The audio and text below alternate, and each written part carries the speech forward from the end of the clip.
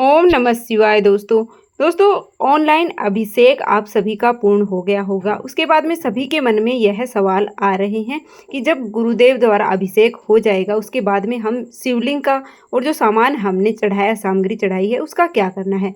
तो चलिए अभी आपको इस वीडियो में मैं बता देती हूँ हमें शिवलिंग का और हमने जो सामग्री चढ़ाई है उसका क्या करना है, कौन सी चीज़ें हमें अपने पास रखनी है, कौन सी चीज़ों का विसर्जन कर देना है। देखिए, सबसे पहले जो पूजा सामग्री बच गई है, जो हमने ज़्यादा मात्रा में ली थी, वह सामग्री हम दोबारा किसी पूजा में इस्तेमाल कर सकते हैं। सबसे पहले तो हमारी थाली है पूजा की, वह हम यहाँ से हटा लेंगे। जहाँ पर हमने पूजा की है वहाँ से हम पूजा थाली को हटा लेंगे।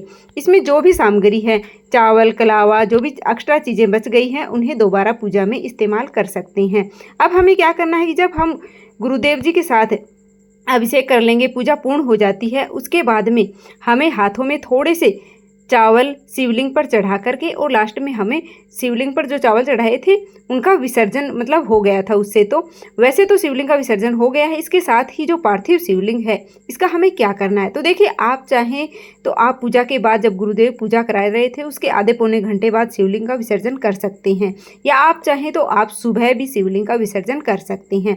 लेकिन जो आपने भोग प्रसाद चढ़ाया है वह पूजा के बाद ही हम उठा लेंगे। और जो भी फल, मिठाई, जो भी भोग प्रसाद आपने चढ़ाया है, रात को 12 बजे से पहले पहले घर के सदस्य इस प्रसाद के रूप में इसे ग्रहण कर लें। अगर आपने 12 बजे पहले उठा लिया है तो घर के सदस्य खा सकते हैं, लेकिन अगर आपने पूरी रात यहीं पे रखा है तो आप लोग इसे रात में नहीं खाएं। 12 बजे से पहले खाएं, या फिर पूरी रात इसे नहीं खाया है 12 बजे से पहले, तो फिर आपको अगले दिन इसे गाय को देना है या फिर पंडित को दान कर सकते हैं, क्योंकि उन लोगों के इसका दोष फिर नहीं चढ़ेगा। 12 बजे से पहले आप रात में यह प्रसाद ग्रहण कर सकते हैं। इसके बाद जो भी दक्षिणा हमने यहाँ पर चढ़ाई है, जो भी जनेऊ हमने यहाँ पर चढ़ाए हैं, यह हम पंडित जी को दान दे देंगे। तो आप मंदिर में पहुँचा सकते हैं या पंडित जी को घर पर भी आप यह पहुँचा सकते हैं। तो हमने जो भी दान देने हैं, अगर आपने नारियल चढ़ाया है पानी वाला तो वह भी हम दान कर देते हैं। इसके साथ ही आपने पान चढ़ाया है, मीठा पान चढ़ाया है, वो आप घर में किसी सदस्य को दे सकते हैं जो पान ग्रहण करते हैं। और जो पत्ते आपने चढ़ाए हैं वह हम विसर्जित कर देंगे। लौंग इलायची हम घर में चाय में डाल सकते हैं। और साथ में ही इसके साथ ही देखिए, जो भी पान पत्ते हैं वह सब पत्तों के साथ मतलब विसर्जित हो जाएंगे। लौंग इलायची हम अपने घर की मतलब चाय बनाते हैं उसमें डाल सकते हैं। इसके साथ ही देखिए, जो भी हमने दिए लिए हैं, जो दिया और जो बाती है, वह जो बर्तन है दोबारा से हम यूज कर लेंगे और जो बाती है वह हम विसर्जित कर देंगे। हम पूजा में जो सुपारी हमने ली है उससे गणेश जी बनाए हैं, इनका विसर्जन शिवलिंग के साथ हमें करना है। और अब देखिए, अभिषेक जो किया है इसमें कुछ चीज़ें हमें अपने पास रखनी है, बाकी सबका विसर्जन करना है। सुपारी वगैरह है उनका विसर्जन होगा, लेकिन जो कमल गट्टे हमने चढ़ाए हैं, 5 कमल गट्टे हमने चढ़ाए हैं, हमें वापस से उन्हें ढूंढ करके निकाल लेने हैं। 5 कमल गट्टे हमने, साथ में ही गेहूं के दाने हमें लेने हैं। हमने जो गेहूं चढ़ाए हैं उसमें से 1-2 दाना निकाल करके आप गेहूं ले लीजिएगा।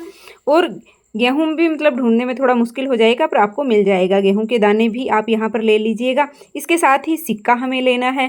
देखिए, कमल गट्टे, गेहूं का 1-2 दाना और साथ में एक सिक्का और एक बेलपत्र, ये चीज़ें हमें लेनी है। और पूजा के सामान में जो सामग्री हमने चढ़ाई है उसमें से ये चीज़ें निकाल लेंगे। इसको लाल कपड़े में बांध करके हम अपने लॉकर में रख सकते हैं। गुरुदेव ने ऐसा ही बताया है।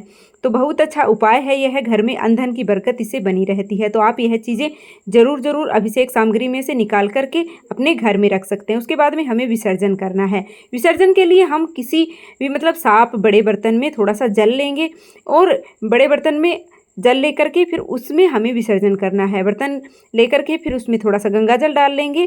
शुद्ध जल में मतलब गंगा जल हमें डालना है, जिससे कि वह पूर्ण रूप से शुद्ध बन जाए। अब देखिए, गंगा जी का स्वरूप यह बन जाता है। तो आप चाहें तो हल्दी कुमकुम इसमें थोड़ा सा डाल सकते हैं या फिर सीधा विसर्जन कर सकते हैं। तो हम शिवलिंग को है वो अपने हाथों से है वो शुद्ध जल में विसर्जित कर देंगे।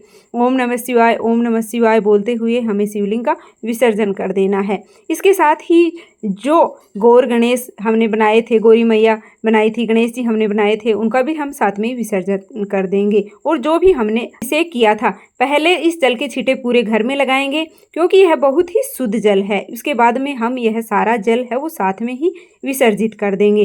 घर में आप छींटे ज़रूर लगाइएगा क्योंकि बहुत ही शुद्ध जल होता है।